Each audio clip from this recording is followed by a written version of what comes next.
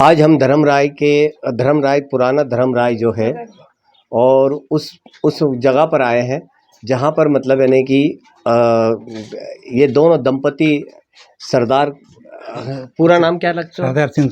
सरदार सिंह सोलंकी और उनके धर्मपत्नी के साथ हम कुछ चर्चा करना चाहते हैं। इसलिए चर्चा करना चाहते हैं कि ये जो मकान जो है डुब इलाके में से थोड़ा सा दूर है ये, तो इसलिए सरकार ने इस मकान को डुब क्षेत्र से बाहर कर दिया है। बाकी का मैं मेरे कैमरामैन से मैं कहूँगा कि इनके सिर्फ 100 मीटर भी नहीं 50 मीटर की दूरी पर पानी दिखा सकता है। मेरा कैमरामैन से कहूँगा कि 50 मीटर की दूरी पर पानी इनके सामने है।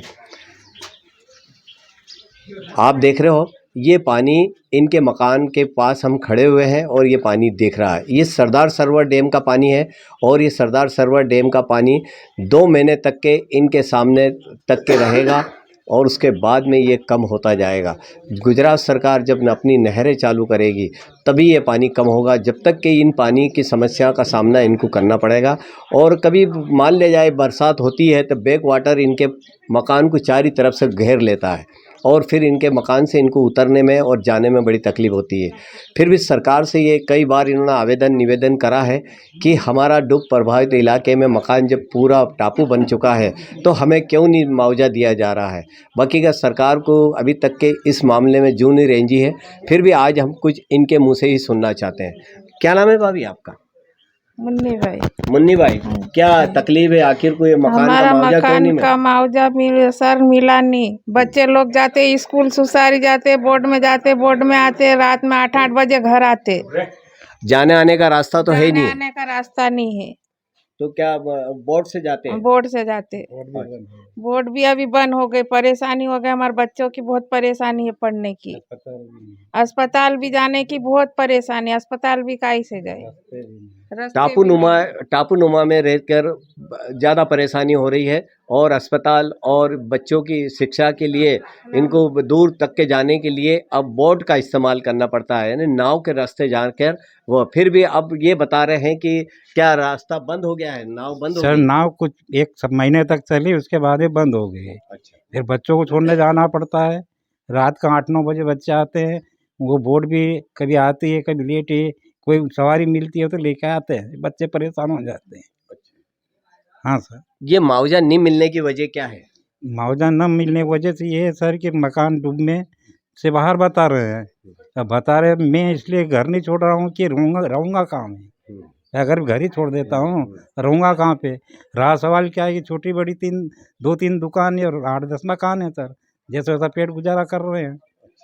अगर हो सके कभी मेरे को मुआवजा न मिले, बाकी मेरी व्यवस्था पूर्ण रूप से उपलब्धि की जाए। जैसा रास्ता है, अस्पताल है और बच्चों की शिक्षा के लिए स्कूल वगैरह है, या कुछ साधन जैसे हो जाए तो मेरे बच्चे स्वतंत्र रहे, हम भी संतुष्ट रहे, परिवार संतुष्ट रहे।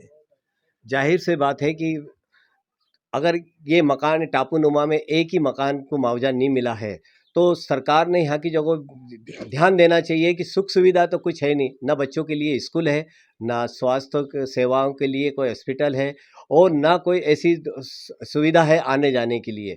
आखिर कोई टापू नुमा मकान में ये दंपति अपना जीवन यापन करके अपना दर्द बताया है। हम डिज़ाना न्यूज़ वाले चैनल वाले इनके आग्रह के ऊपर यहाँ तक के आए हैं। हम भी वाकई में यहाँ आने के लिए हमको बड़ी मशक्क़त करना पड़ी है। बड़े शहरों से ये मकान ये धर्मराय डूब का इलाका क्षेत्र है, ये करीबन नहीं करते 30 किलोमीटर की दूरी पर है। ये डूब क्षेत्र कुक्सी शहर से 30 किलोमीटर दूर, डहीं से अगर देखा जाए तो ये 20 किलोमीटर की दूरी पर है और बड़े दुर्बल पहाड़ियों से गुजरकर हमको इनके गांव तक के आना पड़ता, क्योंकि बोट इस तरह बंद हो चुके हैं। तो इसलिए हम भी दुर्बल पहाड़ियों से होकर इनके गांव पहुंचे हैं। तो हम ये देखना चाहते हैं कि जब आपको ये सारी परेशानी के सामना है तो आप अपना मतलब है ना कि खाने का राशन पानी कैसे लाते होंगे? सर राशन पानी तो मिलता है, बाकी लाने की समस्या रहती है। न मोटरसाइकिल रहती है, हाँ। न कोई साइकिल रहती है, जैसे जैसे उठा के तो 7 किलोमीटर करीब उठा के लाना पड़ता है। अच्छा। अब बोट हाँ। चलती थी तो समस्या नहीं थी, रख के ले आते थे। शासन ने बोर्ड बंद कर दी है और आज ये दंपति अपना दिनचर्या चलाने के लिए परेशान है। क्या नाम है आपका? मेरा सरदार सिंह सोलंकी नाम है सर। ये सरदार सिंह सोलंकी जी ने अपनी बातें सुनाई है। हमको ये बातें ज़रूर बड़े ध्यान देना चाहिए और मैं खुद राज्य सरकार से निवेदन करूंगा कि मेरे जो हम समाचार इसको प्रकाशित करेंगे तो वाकई में इस समाचारों को गौर करें और इनकी दंपति की कुछ भी व्यवस्था करके इनकी व्यवस्था की जाए।